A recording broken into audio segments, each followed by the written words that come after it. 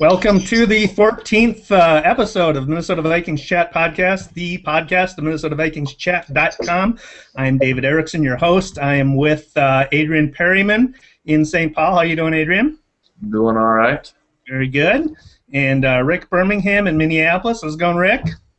Very well. Very good. And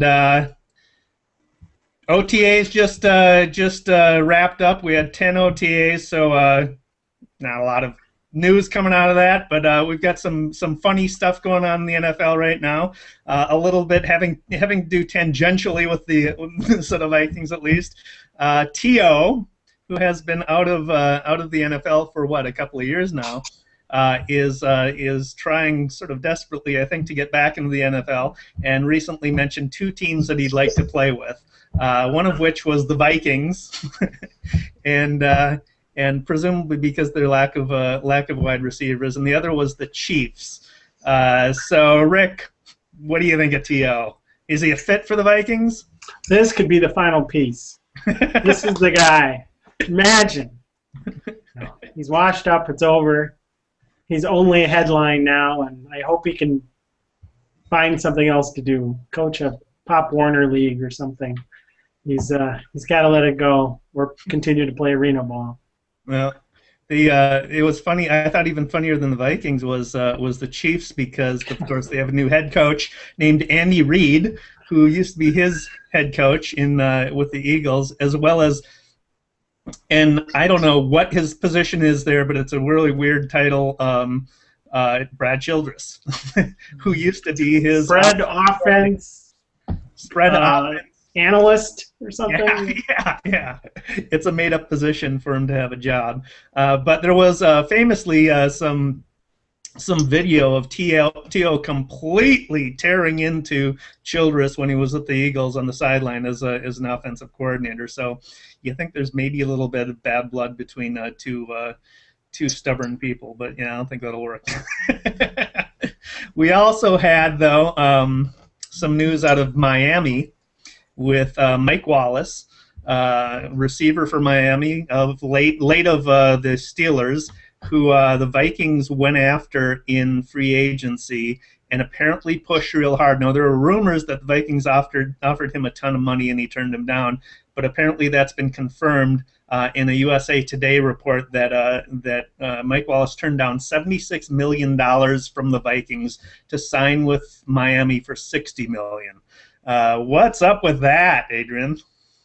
I don't know. I don't know if people from whenever I go anywhere else in the country, everybody assumes Minnesota's a glacier with nothing in it. So I don't know if he must have been here to play here in the past, but I don't know if people just don't want to come to Minnesota. They don't see anything. I assume everybody would want to play with Adrian Peterson, and maybe it's the quarterback, but I don't know if Miami's much better, but who knows?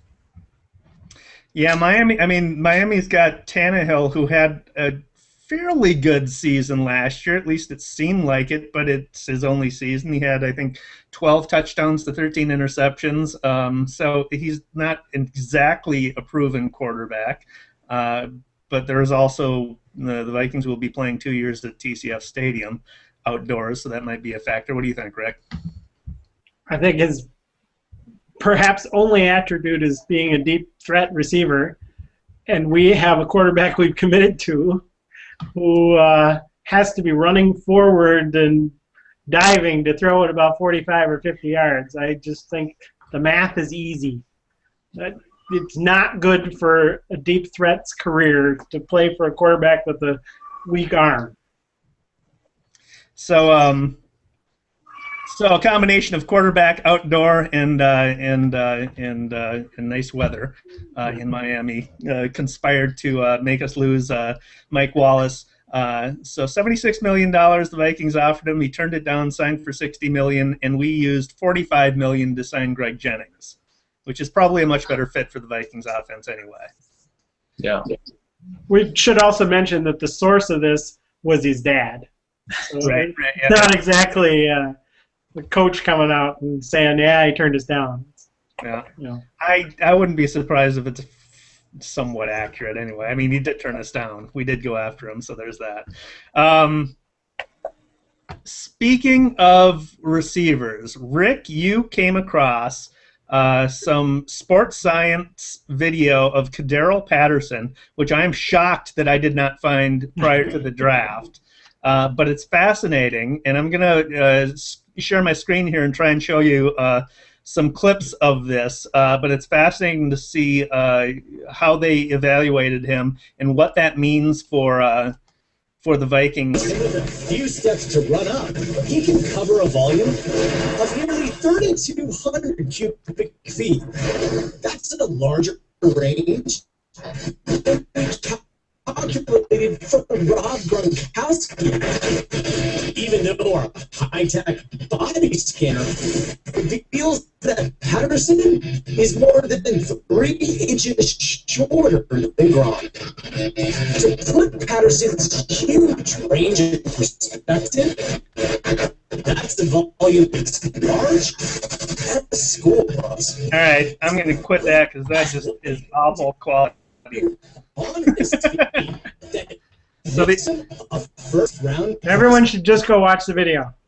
Celebration. yeah, I'll include a link in the description. But yeah, that Patterson's average reaction time off the line. You can't stop it now. It plays when it wants. yeah, exactly. Yep. So the gist of it is that Patterson has a range, as you heard, as large as a school bus. He's got a huge range. His reaction time off the line of scrimmage is 24/100ths of a second. So he accelerates. His acceleration is more than 20. Is at 20 miles per hour in 2.6 seconds. It's quicker than any receiver they tested that year or this year. So.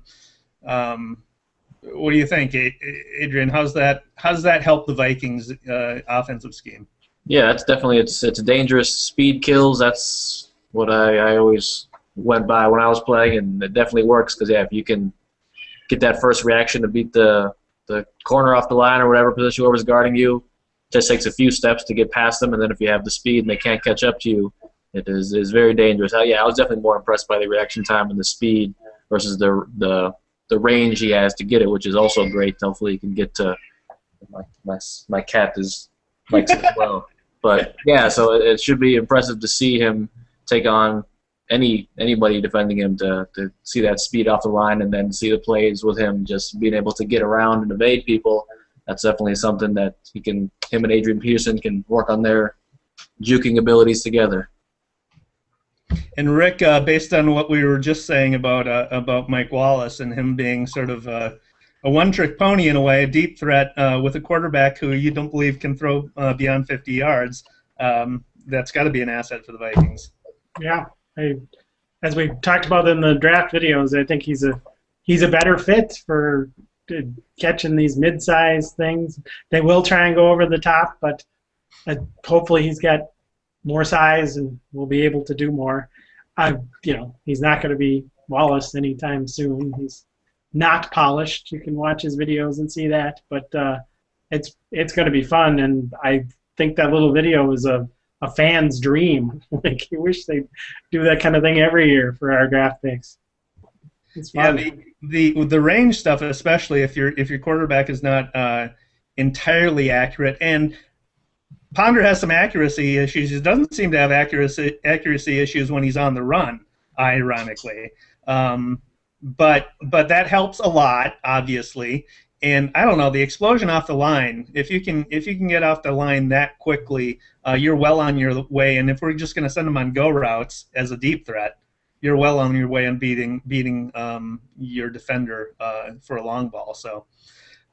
We'll see with that. We've got another video that we're going to look at, but obviously based on our experience, I'm not going to play it. But what it was is WNBA had a camera that they put on the head of one of their refs, so it was the RefCam. And I've long been like, why isn't the NFL doing this? But apparently it's got a Minnesota connection there, Adrian. What you were just telling us about the Minnesota connection with it. Yes, the Maurer family has its hat in many athletic things. In the video it shows the referee with the helmet, the glasses came on, and the other referee is Tommy Maurer, who's St. Paul native, who actually works at Concordia University, uncle or cousin to Joe Maurer of the Twins, of course, and then they have another relative who is actually refereeing the NBA. He's can be seen in the NBA Finals currently. The guy with the slick back hair, he's a Maurer as well. So they're all over the place, but yes. If you look at we'll put a link in the show notes. But if you look at the video, it's fabulous. I love the idea of having a RefCam. Apparently, the NFL experimented a little bit with it, I think, in preseason a couple of years ago, and they decided not to do it. But I absolutely see no reason why they shouldn't be doing. What do you think, Rick? It's inevitable. It'll happen. It can wait until it's safe. I assume the concern has to be some sort of safety. You know, somebody going to get hit and the glass can end up. I assume that's the problem, and they'll figure it out. They're probably waiting to develop their app for Google Glass. I think that's what the deal is. Yeah, or maybe you have to buy tickets to the game to use it. Yeah. But, try and figure out a way to sell more tickets. It was amusing to see, but I don't do well with the motion, and like can't play like Halo and things. But I was getting busy watching that video. What was the movie a few years ago with a monster in the city, and it was just all cell phone camera footage, and I had to leave that movie like in 10 minutes because I was about to throw up. Yeah, Cloverfield, yeah. So this, if they can figure out some more image stabilization stuff potentially, I could see it. Maybe put it on their chest so it's not moving as much, or something. But that was I couldn't watch that for more than I couldn't watch that more than 5 seconds. Okay. So yeah, check out that video. Lastly, let's talk a little bit about Jared Allen. We talked about him last week. He had an off year last year. The Vikings in the last year of his contract, as is almost the entire defensive line for the Vikings. But Pro Football Focus, which compiles stats on every player for every down of every game, did an interesting piece, and it's public. So I'll leave a link in the show notes for this, on Jared Allen's off year, and I think it shed some light into why the Vikings are treating Allen the way they are currently with his contract, given how big of a piece of the Vikings puzzle he's been since he came here. So from converting nearly half of his pressures into sacks or hits in 2011, he converted less than 40% into hits or sacks in 2012 last year.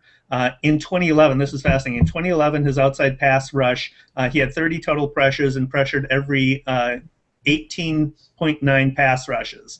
In 2012, his inside pass rushes had 20 total pressures, and that was a pressure every 22 pass rushes. So his outside conversion rate last year was, or in 2011, was 46.7%. And last year was 19.2% in 2012. So his strength, think of him as an outside speed rusher, his strength dropped off enormously last year from the previous year, but he picked up the slack and became a much better inside pass rusher, which I think tells you a lot probably about what type of player he is. He's that talented that he turned a deficit into, or relied on a different talent to pick up the slack, as it were. And I don't know if it's him dropping off in age, he's older, or if it was a torn labrum, but it was a fascinating article to read. What do you think, Greg? Really fascinating. Everyone should definitely read it. His production was not quite as much. It's obvious he's playing a ton, and he's excellent against the run as well, which is extremely rare for an outside guy. Personally, what I will be watching for is when he goes outside, does he get knocked down, or does he end up so far outside of the play that it's useless? Because that's the sign that he's just not as effective. The other thing, everybody with defensive line outside stats, is it's not done in a vacuum. Was hypothetically, I'm making this up, but was Kevin Williams less effective in getting guys out of the pocket, so the outside rush just wasn't working as much? I don't know. I mean, it was obvious that he was not as effective coming around the outside, knocking those fumbles and things like that last year.